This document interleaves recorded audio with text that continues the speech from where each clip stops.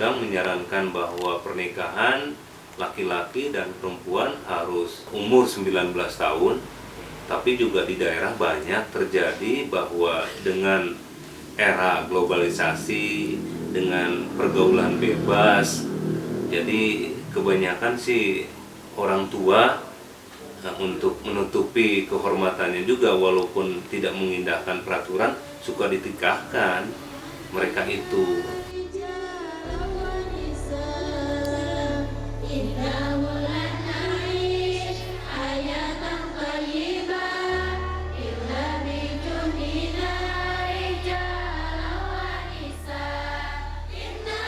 Jadi awalnya kenapa di sini ada diangkat isu-isu seperti kesetaraan gender ataupun hal-hal yang berkaitan dengan pencegahan pernikahan anak, itu dikarenakan yang pertama pengalaman bagaimana melihat orang-orang di sekitar. Teman-teman saya juga waktu kecil itu banyak yang tidak bersekolah lanjut, SD sudah menikah, SMP sudah menikah.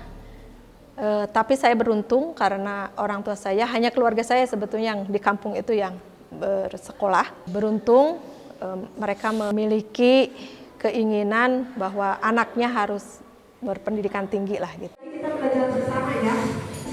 Silakan dibuka laptopnya. Kemudian dari pengalaman-pengalaman itu juga banyak yang ketika melahirkan ada masalah, banyak masalah dan sebagainya. Baru beberapa tahun menikah sudah ada yang cerai juga.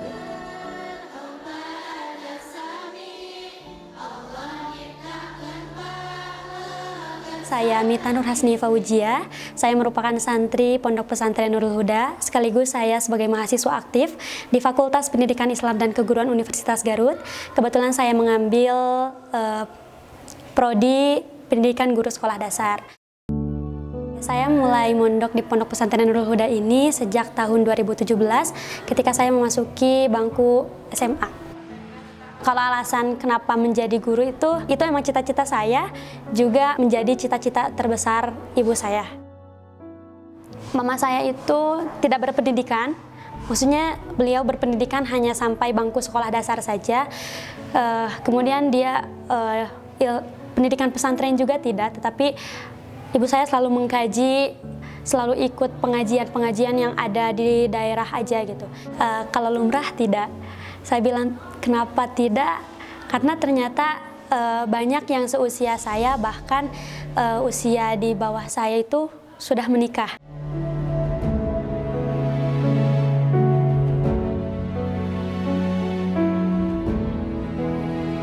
Di Garut itu menurut data itu sangat tinggi sampai hari ini pernikahan anak. Makanya sebetulnya saya tidak terlalu bergerak secara luas. Saya meyakini karena lembaga ini didatangi oleh anak-anak dari pelosok, dari berbagai kampung, daerah dan sebagainya. Saya yakin dengan apa yang dilakukan oleh lembaga ini, membawa isu-isu itu, mengajarkan hal-hal yang baik, yang seperti tadi yang saya dapatkan, itu bisa mengubah mindset mereka dan mereka bisa menularkannya kembali.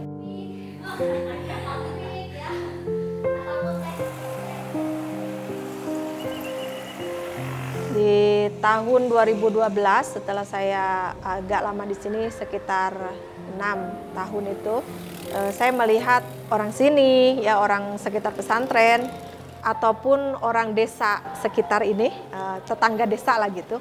Ketika saya jadi kepala madrasah di tahun 2012 waktu itu, sangat banyak sekali anak-anak yang putus sekolah karena dinikahkan gitu, orang tua, dengan berbagai alasan sebetulnya. Perasaan saya waktu itu ketika di tahun-tahun itu, ketika melihat bagaimana anak putus sekolah, apalagi ada yang sampai 3 hari lagi mau ujian, itu mereka tidak menyelesaikan pendidikannya karena sebelum ujian sudah tidak mengikuti lah gitu, karena ditikahkan oleh orang tuanya. Berbagai usaha pun dilakukan sebetulnya oleh lembaga, salah satunya kita berdialog dengan orang tua gitu, supaya hal itu tidak terjadi. Ada yang berhasil dengan cara-cara dialog tersebut, ada juga yang tetap dengan pendiriannya dan menikahkan anak. Jadi karena latar belakang ekonomi keluarga tidak mencukupi, dianggap bahwa anak perempuan itu beban bagi mereka, dan solusinya adalah mereka harus ada yang menanggung secara ekonomi, akhirnya ditikahkan. Setelah banyak sekali kejadian-kejadian seperti itu, di tahun 2017 apa 2018 lah gitu, saya akhirnya mengunjungi ke KUA.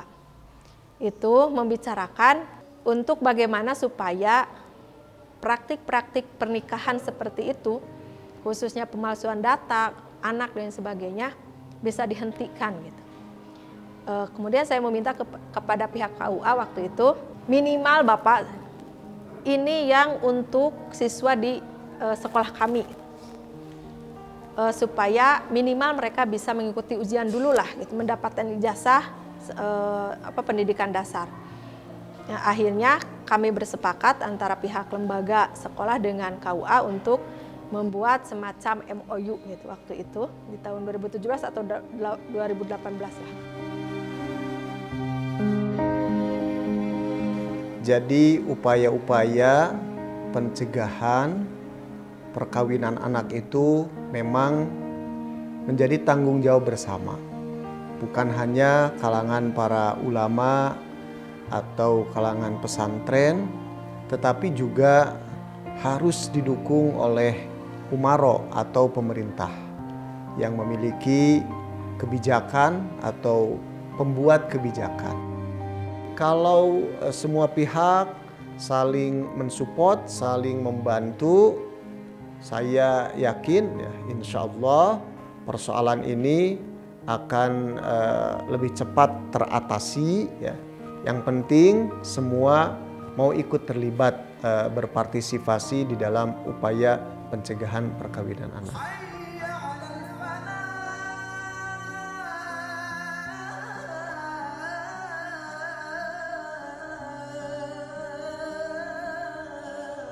Yang saya cita-citakan mungkin memutus kebiasaan ini ya, memutus kebiasaan menikahkan anak, nggak mau ngapain lagi, sekolah buat apa. Keinginan saya itu memutus pemikiran-pemikiran orang seperti itu ya. Menurut saya usia anak-anak itu seharusnya berpendidikan, mau itu pendidikan formal ataupun non formal, mengeksplor, mencoba-coba hal-hal baru, baik itu dari organisasi, mungkin dari bermain juga bisa ya. Jadi iya, bermain itu kan penting ya. Karena kalau misalkan terus kita belajar, itu ya nama juga manusia gitu. Perlu bermain juga. Belum seharusnya mereka mengurusi anak gitu. Anak-anak itu belum seharusnya udah memomong bayi, mengurus anak itu belum. Mereka harus berpendidikan dulu untuk menyiapkan masa depan gitu. Jadi berpendidikan tinggi itu penting, dan jaga diri supaya tidak terjerumus ke hal-hal yang tidak diinginkan untuk anak-anak muda, supaya apa yang dicita-citakan bisa tercapai gitu. Kemudian menikah juga penting, tetapi setelah semuanya baligh. Kalau dalam konsep baligh dalam Islam, dalam undang-undang, dalam baligh secara ekonomi, baligh secara psikologis, itu kan beda-beda. Seseorang menikah tapi dia belum baligh secara ekonomi, jatuhnya dia akan tertatih-tatih di keluarga. Itu harus juga dipikirkan. Bukan harus banyak, tapi dia mencukupi untuk kehidupan dan tidak membebani orang lain. Itu bisa diraih dengan pendidikan. Kemudian baligh secara psikologis. Bagaimana dia mampu mengatur emosinya, bagaimana dia mampu bertanggung jawab, bagaimana dia mampu mendidik anak-anaknya lain sebagainya dengan baik, memperlakukan seluruh anggota keluarganya dengan baik, kan itu juga harus baligh secara psikologisnya. Ini bisa didapatkan juga dari pendidikan.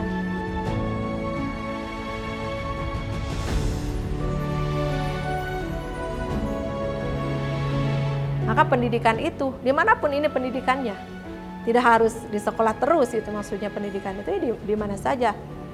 Yang penting memang mereka mendapatkan ilmu-ilmu yang yang bisa diterapkan dalam kehidupan gitu.